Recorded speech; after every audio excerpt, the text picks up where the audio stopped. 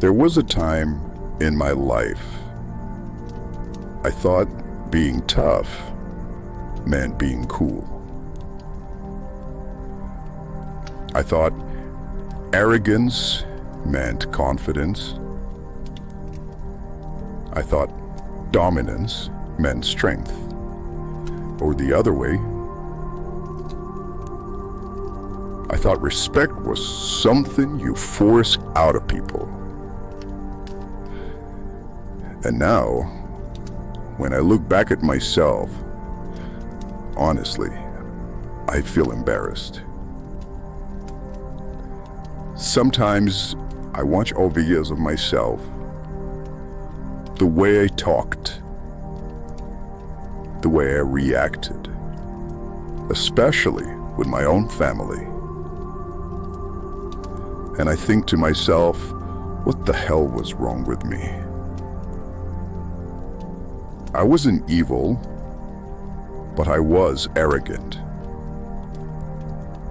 cocky sometimes, impatient, too proud, too focused on myself. And if I could just go back and speak to that younger version of me, I would slap him across the face and tell him to wake up.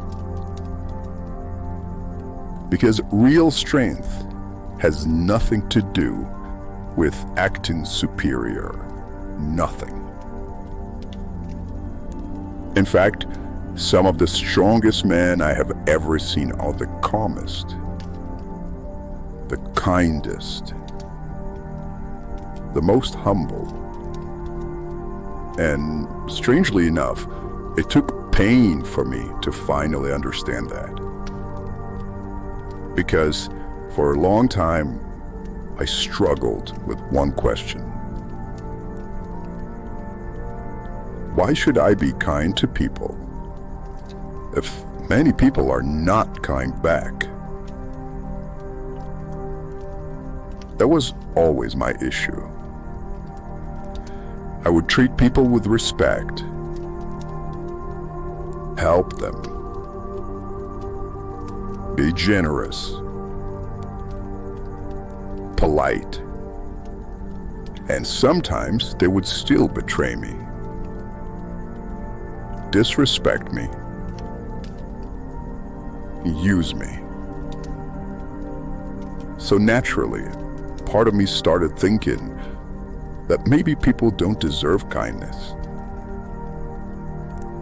But then I realized something terrifying. If everyone thought that way, the world would become hell. Imagine if every wounded person chose bitterness. Imagine if every disappointed soul became cruel. Everything would collapse. And yet, there are still people in this world who carry themselves with honor. People who remain composed under pressure.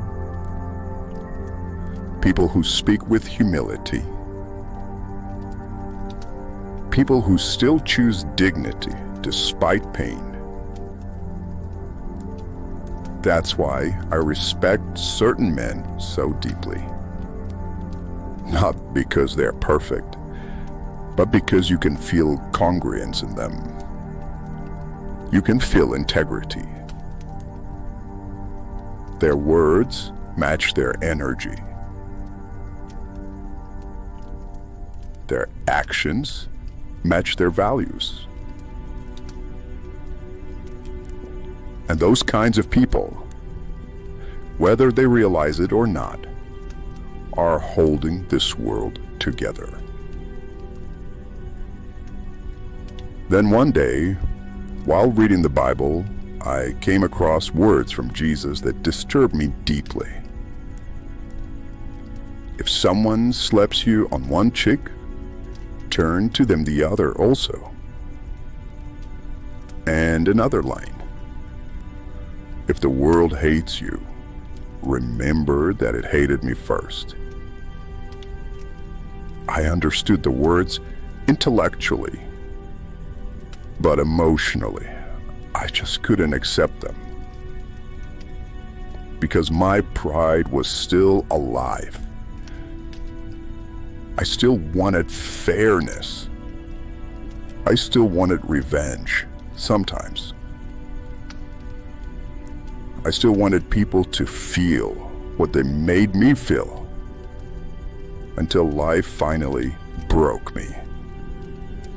Not physically, but spiritually, mentally, and emotionally. I reached the point where everything became too heavy.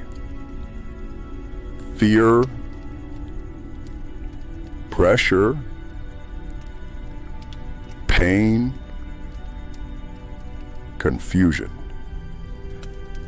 I genuinely thought I might not survive what I was going through. And in that moment, nothing in this world mattered anymore. Not money,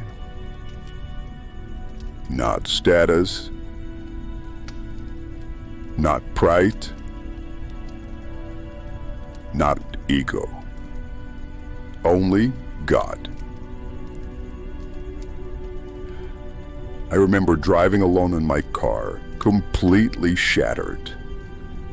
And I started praying out loud. Not calmly, desperately. I was practically screaming, Jesus, God, please hold my hands. Please don't let go of me. I need you right now more than ever. Over and over again, for maybe 30 times. Crying, begging, breaking apart completely. And then, suddenly, peace. That's the only way I can describe it, actually. Nothing around me changed. My problems were still there. My fears were still there. My situation was still difficult. But inside me, something changed. The panic disappeared. And later that same day, something happened that I will never forget. I started interacting with, ordinary people. A delivery driver, a gas station worker, a man selling lottery tickets outside. Simple people. People just trying to survive life, And because I had just experienced so much fear and pain earlier that day, I naturally became softer, more humble, and I wasn't trying to impress anybody anymore. I wasn't trying to look cool. I just spoke to them gently, respectfully, like human beings. And I noticed something immediately, that their faces changed. They smiled differently. Some looked surprised that I treated them warmly. And what shocked me the most was how deeply it affected me. Their happiness made me happy. Not fake happiness, real happiness. And for the first time in my life, I understood something very powerful. That kindness is not actually weakness. Kindness is influence. It's a real influence. because when you treat people with dignity, you remind them of their humanity. You show them what goodness looks like in a world that has become cold. And maybe, just maybe, that small interaction changes something inside them. Maybe the man you respected today goes home and treats his wife differently tonight. Maybe the woman you encouraged today stops crying tomorrow. Maybe the stranger you smiled at was one step away from hopelessness. You never know. That's the point. People think changing the world requires massive power. Sometimes it starts with one conversation, one gesture, one moment of dignity, one act of humility. I know not everybody will appreciate it, of course. Some people are just too winded, I guess. Too angry. Too much consumed by darkness. But if even one soul remembers how you treated them, that matters. One is enough. That's what I learned. And after that day, something inside me shifted permanently. I started enjoying giving more than receiving. Not just money, but energy, attention, care. I started buying small gifts for people sometimes. Nothing expensive, just thoughtful things. Things that made them smile. And strangely enough, it brought me more joy than buying things for myself ever did. I remember times in my life when I chased material things obsessively. A new phone, a new car, a new bike. And yes, getting those things felt exciting, don't get me wrong. But the thing is that feeling always faded sooner or later. Yet, making another human being genuinely happy, that feeling is different. It stays. Because your soul recognizes it. And maybe that's because deep down, we were created to love each other, help destroy each other, not compete endlessly, not walk around trying to prove superiority. The modern world glorifies arrogance, but arrogance is usually insecurity wearing armor. Truly strong men don't need to make others feel small. They already know who they are. That's why humility is power. A humble man listens. A humble man respects people. A humble man controls his ego. A humble man remains kind even after life hurt him. That last part is important. Because bitterness is easy. Anyone can become cruel after pain.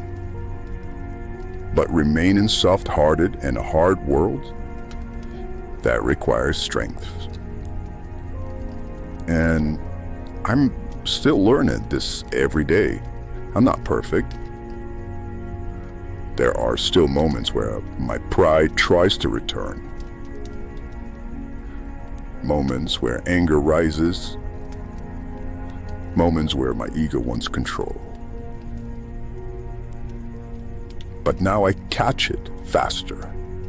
Because now I understand something I didn't understand before. Every human being you meet is carrying something invisible.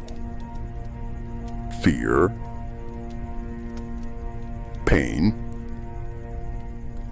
trauma, confusion. And sometimes the way you treat them becomes part of their healing. So now, whenever I interact with people, especially ordinary people, I try to remember that. The cashier, the janitor,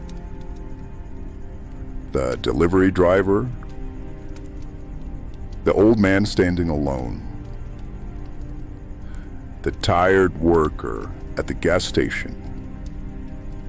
I look them all in the eyes and I speak respectfully. Not because I want something back, but because God is watching how I treat His children. That's the difference. And honestly, I think this world desperately needs more of that. Not more ego. Not more pride. Not more people trying to look important. But more kindness. More humility. More man strong enough to remain gentle. Because in the end, people will forget your money. They will forget your status. They will forget your achievements.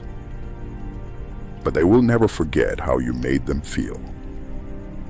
And sometimes one small act of kindness can echo through someone's entire life. That's why now, no matter how cold the world becomes, I still choose kindness. Not because everyone deserves it, but because I finally understand the kind of man I want to become.